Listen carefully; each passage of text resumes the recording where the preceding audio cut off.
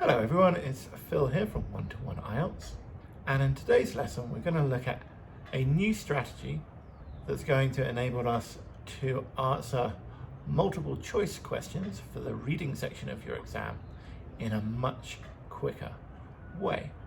This strategy applies to both the general training exam and also the academic exam. To get the most out of this video, make sure that you read along and try and apply the strategy that I show you in this lesson, and then have a look at the feedback that I'm giving to my students from the lesson this was recorded from. And the strategies that we're going to have a look at in today's class are going to be a lot quicker than the standard strategies that everyone else seems to be pushing on the internet. So there's no skimming. We're going to get straight to it, and we're going to show you a really quick way of answering these questions. As always, we've got to go slowly to start with. Don't try and answer these questions at exam speed or exam conditions at the beginning. Once you can get the answers to the questions going slowly, then you start speeding up. You've got to start getting the scores that you need on your exam going slowly before you introduce speed. This is really important. If you don't, you're going to run out of all your reading text and you're not going to improve very much. So get scores you need first, and then times always, for all sections of the exam, time should be the final thing to look at. For these multiple choice questions, the answers will be in the same order as the text, and we've got to make sure we don't get tricked by distractors. So we've got to read the whole sentence. Once we've found the area of text, we really need to do detailed reading to make sure that the text is not trying to trick us, as that's something that happens a lot with these types of questions. Step one, as always, we read the instructions carefully. And then after that, we're going to go question by question, because going question by question means you have what you've just read in your mind, rather than trying to skim everything, read all of the questions, start writing synonyms and keywords down for everything. We're going to be very, very direct. We're going to underline the keywords in the question and the next question. Why do I want to look at the next question? And it's the same reason we did this in previous reading strategies. So remember, the questions come in order. So if while reading, you get to the next question, or the key words to the next question, you know you've gone too far. So it stops where you have to read. Looking for the next question, maybe you don't need to use it, but by doing this, you still have to look for the keywords anyway later on while we're addressing the next question. But if you can come across a part of the text with the next question, you know you've gone too far and you need to go back a bit to look for the text. So basically, we underline the keywords in the question, next question. We still haven't even looked at the choices, and then we just locate these keywords in the text. So before we've even read the choices, keywords in question, go to the text, find these keywords. That's going to bring you to the area that you need to look at. Now you're at the correct area in the text. Now we look at the choices and we identify our keywords. Think of some synonyms. We're focusing more on keywords and synonyms. We do not want to spend a lot of time writing down lots of synonyms. Synonyms do not come to mind. We're in the right area for text. Maybe that will help us come up with some ideas for synonyms. By doing it this way, the words, the keywords, and your choices are going to be really fresh in your mind. So you found the text, you go straight to the choices, and then basically try and match them. Is there a sentence that matches this choice? Is there a sentence that matches this choice? By looking at the keywords. Quite often you're going to have wrong answers. We identify them first. So if you've got a number of wrong answers, we just cross them off. We make a final decision. If we can't decide, we guess, we move on, we guess quickly, because spending 5 minutes in guessing or spending 10 seconds in guessing is exactly the same thing. You're guessing. If you're at a point of guessing, you just make an educated guess. You already hopefully got rid of some of the wrong answers, and then you just move on. So we're not going to waste time.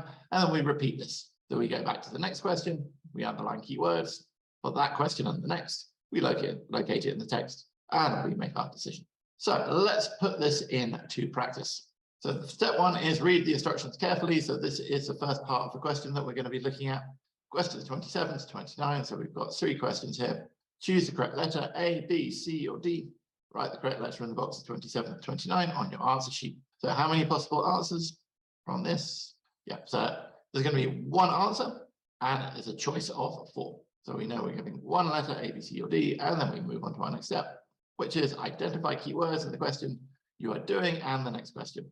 So it's just a question. We don't care about the choices. We're just looking at these questions. 27, we haven't even looked at the text yet, so we don't care about the text yet. We just go straight to the question the writer suggests that people may have difficulty sleeping in the mountains because. What do you think are keywords here? I think difficulty sleeping. And again, when you're doing this, you can just underline it. I'm going to use a highlighter here because it's going to be a bit clearer on the screen. So yeah, difficulty sleeping. Anything else? Mountains. Yeah, this looks like a keyword. It's probably going to be, we can look for the word mountains, look for the word sleeping. These are going to be the kind of words that help us locate this in the text. And because, what does it because suggest? We're looking for a reason. So maybe if we see the word cause, see the word reason, yeah, these three things are what we're going to look for in the text. We don't care about our choices yet. We go straight to the next question. What are the keywords here? Yeah, experiments, or I would just say noise experiments, whatever these are. And something that's going to be really useful, Glasser Singer. Why is this really important, this Glasser Singer? They're names, and names are super easy to look for. We look for the capital letters, and there are not going to be synonyms. These are two names, so they're going to be together, Glasser Singer. You can literally just look for these two names, and it's going to be very, very quick to scan the text and find the correct area. And also, yeah, found. I know we've ended up highlighting everything.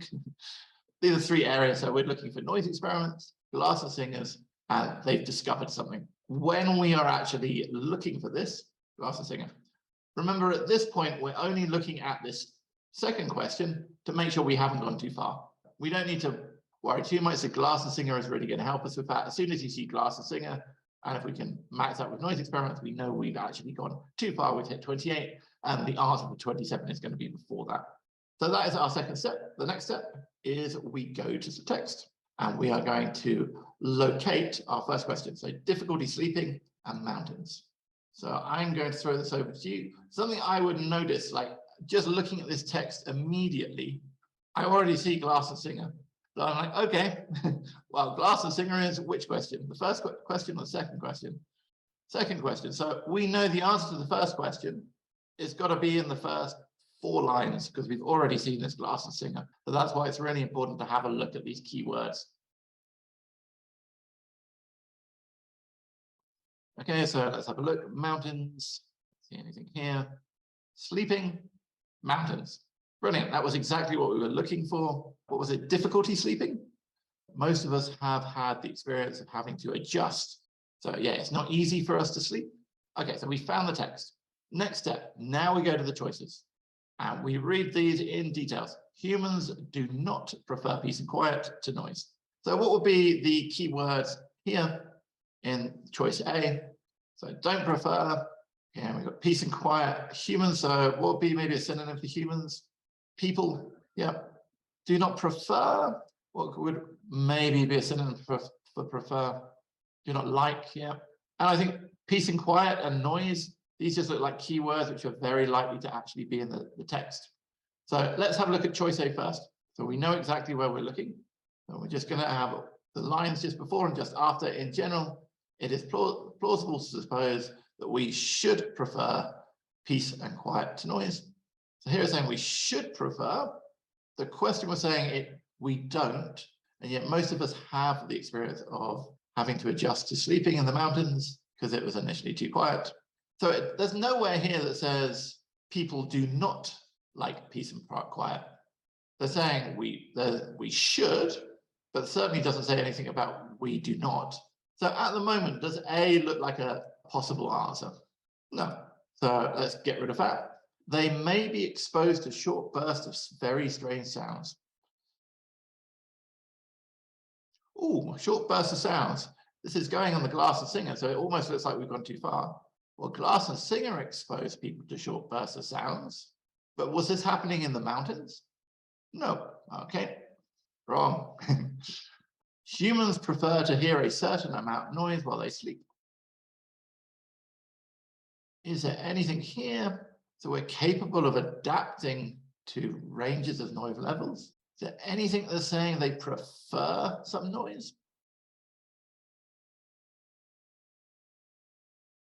The only thing it's talking about preference here is they prefer peace and quiet.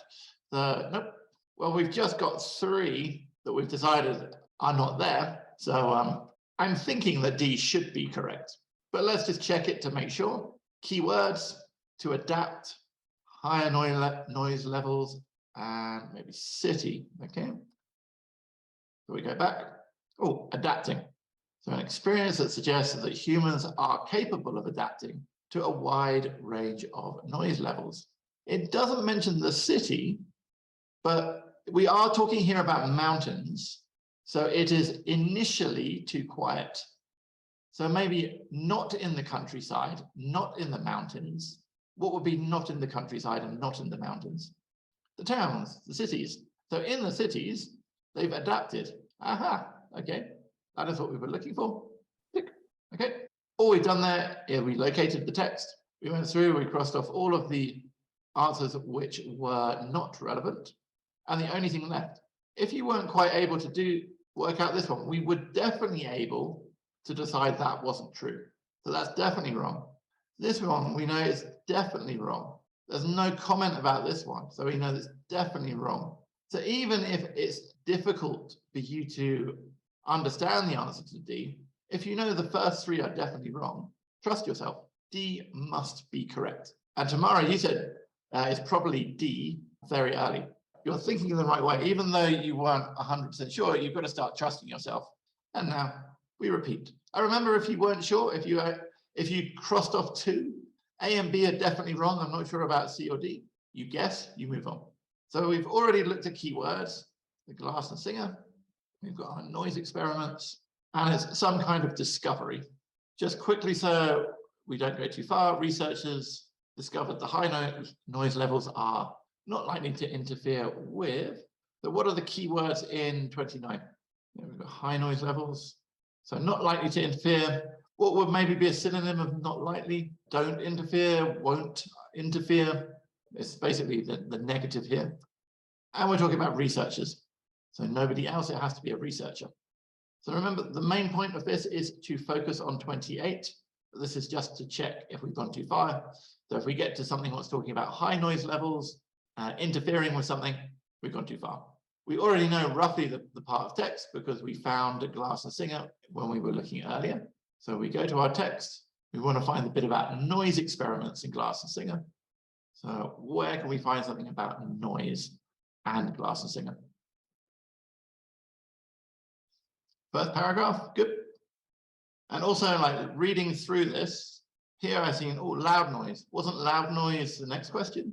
High noise levels are likely to interfere.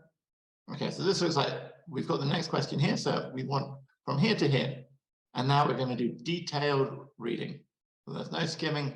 And we're going to look at what the question is saying exactly. So in the experiments, they found that, they discovered that problem solving is much easier under quiet conditions. Okay, so let's have a look at the first one. They exposed people to short bursts of very loud noise and measured their ability to work out problems. Okay, so that's describing the experiment.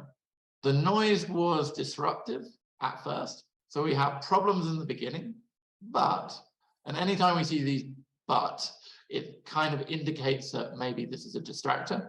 After 4 minutes, the subjects were doing just as well on their tasks as control subjects who were not exposed to noise. Is problem solving easier under quiet conditions? So here I wouldn't say that it was not given. It was disruptive at first, but after 4 minutes, the subjects were doing just as well on tasks. So after 4 minutes, they could do the tasks well. Therefore, did the sound stop them doing the tasks? No. So it was disruptive at first. At first it was, but after 4 minutes, it didn't stop them doing the tasks. So problem solving is much easier. And also see in this question, it says much. So what does much mean? A lot or a little? A lot, yeah. So much is showing that it wasn't just a little easier, it was very, very easy in this comparison. So it certainly wasn't very easy, well, much easier because they were the same as control subjects. What does it mean by a control subject? Do you know this expression? This comes up a lot in reading. Ah, good, okay, I'll teach you some vocabulary.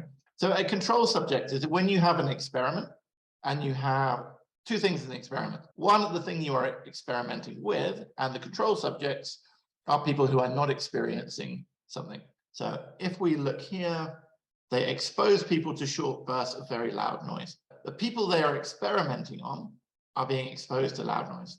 Control subjects would be people who are not exposed to noise. So you have a control to show you the difference between what would happen normally and what would happen with people who are actually experiencing the situation that is being experimented.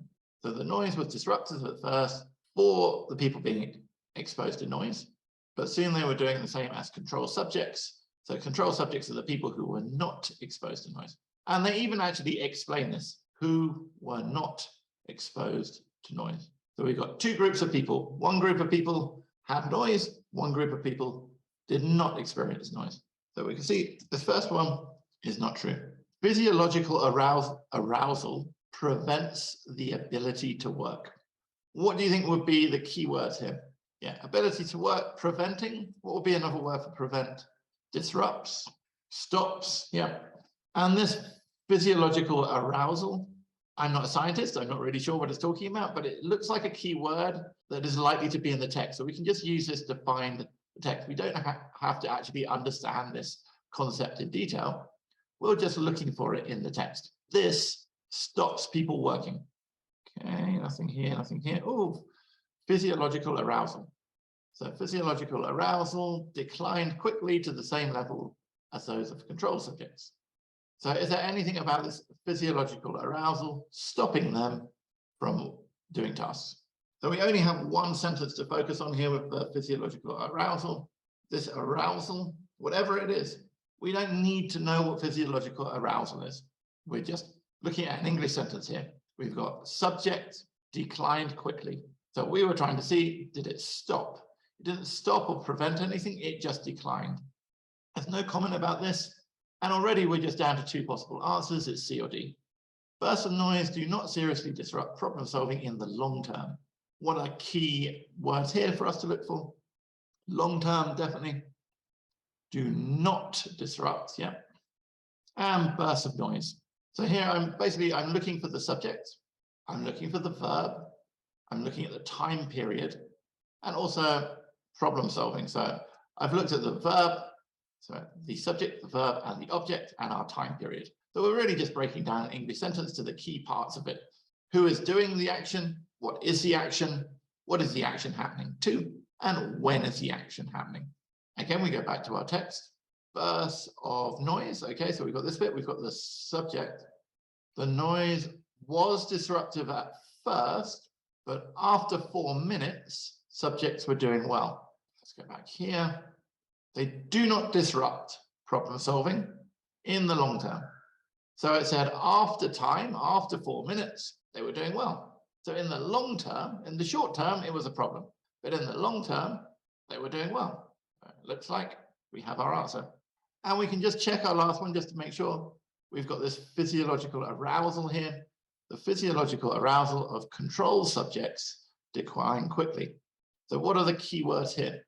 Obviously, this physiological arousal, yeah, declined quickly, to the speed of which, and the people that this happened to were the control subjects, not the main subjects, it's the control subjects. We can quickly check. So physiological arousal, declined quickly. Wow, we've got two parts here, to the same level as those of control subjects. So the physiological arousal, who is this referring to? Is it the test subjects or the control subjects? It's the test subjects. The test subjects decline quickly. So here we've got a distractor. So we've got to make sure we're sure of our subject, who it's happening to, what the action is, and our object. Here there was a lot of distractors. We've got, okay, we've got the word we want here, we want that word here, but the people were wrong. The nice thing for us is if we follow the method that we've been doing of just working through these, we've already decided that C should be correct. So we were just looking at D to be sure. So if you're very sure that one is correct, when reading D, you can be a little bit more like, okay, this is probably not going to be the correct answer. If you've got proof, we know that was definitely correct. We really didn't even need to look at D, so that could have sped up our process a bit. Okay, so we've done the first two, and now we repeat the process. And again, if we only thought, oh, maybe it's C, maybe it's D, we take a guess, we move on. The final one, we don't have to worry about the next question because it's the final one. So we already decided we want to know who the subject is, what they did. So the verb is important. They discovered high noise levels. They're not likely. So we've got the negative here and interfere. So we're going to go to the text. We're going to find where it talks about researchers, where it talks about high noise levels and interfering. We know it's got to be after this part here. So somewhere from here onwards. Okay, second paragraph, which line? Second line, we've got high noise levels interfered. Ooh. So yeah, we've definitely got some keywords here. So again, we're going to go back to our choices and analyze what could be the correct answer. So successful performance of a single task. Do they interfere? High noise levels are not likely to interfere with a single task. Can we notice anything about a single task here? Or could maybe be a synonym for single task? Should we start reading from here when you think you've identified the area of the text, or where should you start reading from? Yeah, a sentence or two before, just to make sure, because you've got your key words here which highlight you to the text, but it's always good to check a little bit before. So there are limits to adaptation, and loud noise becomes more troublesome if the person is required to concentrate on more than one task.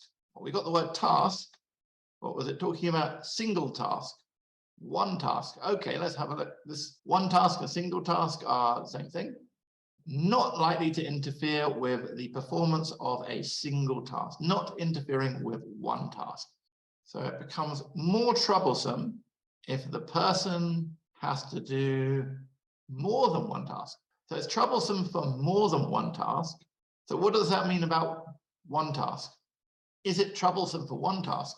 So if it's troublesome for more than one task is probably not troublesome. But let's just say we're not sure. We're like, okay, this looks like it could, the correct answer could be one. So we can mark it. Okay, I think this is a possibility. Let me check the others. That's not likely to interfere with tasks of pilots or air traffic controllers. So this should be quite easy to find in the text because we're talking about specific jobs. So let's look for pilots and air traffic controllers. Is there a mention of pilots or air traffic controllers? Fourth line, okay, here. So let's go to the beginning of the sentence and we're going to read it carefully. High noise levels interfered, so they did interfere with the performance of subjects who were required to monitor 3 dials at a time. A task not unlike. So what does not unlike mean? This is a double negative. So not unlike means it's similar to, or it is like. So a task like that of an airplane pilot or air traffic controller. So noise levels interfered with the performance of subjects who are required to do this with 3 tasks, which is the same as the tasks of airplane pilots and air traffic controllers. Researchers discovered that high noise levels are not likely to interfere with tasks of pilots. So correct or wrong? We know this is wrong because it's saying not likely, and in the text it says it is likely.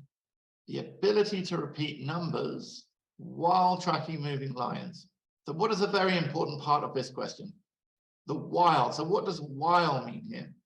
Are they doing these actions separately or together at the same time? Okay, so let's see if repeating numbers and tracking moving lines is not likely to be interfered with. Can you see tracking or numbers anywhere, or moving line? Okay, which line are we looking at? Last, yeah, we've got up here actually. So we've got a moving line, track a moving line, repeat numbers. Okay, so we go right to the beginning. So it says noise did not affect a subject's ability to track a moving line with a steering wheel. Oh, so it's saying it didn't. This is looking like it could be good, but we've got the but. The second we see the but, it's often going to change what it means, but it did interfere with the subject's ability to repeat numbers while tracking. So together, it interfered. Tracking a moving line on its own, it did not interfere. So researchers discovered that high noise levels are not likely to interfere with repeating numbers while tracking moving lines. So this one is false. Yeah, we know this is not true. because the two together is a problem. Ability to monitor 3 dials at once. I think we've already seen this. We go back to here and look for 3 dials at once. Third line, 3 dials. Okay, so let's go to the beginning of the sentence. High noise levels interfered with the performance of subjects who were required to monitor 3 dials at a time. Okay, so we know that's wrong. But even though we thought number 1 was, we weren't quite sure, we found for 100% sure that B is false. We're 100% sure that C is false. We're 100% sure that D is false. So we know that A is correct. So even if you think you know, it's always worth to go through the incorrect answers just to make sure. And you're going to feel a lot more confident by going, oh, that's definitely wrong. So I was right in my decision. To improve, it's really important that we analyze our mistakes. In order to do this, after you've done a reading test, if you've got questions wrong, you need to be very honest with yourself and ask yourself, why did you get those questions wrong? Unlike with the speaking and the writing section of the exam, a teacher can't tell you this. This is only something that you are going to know.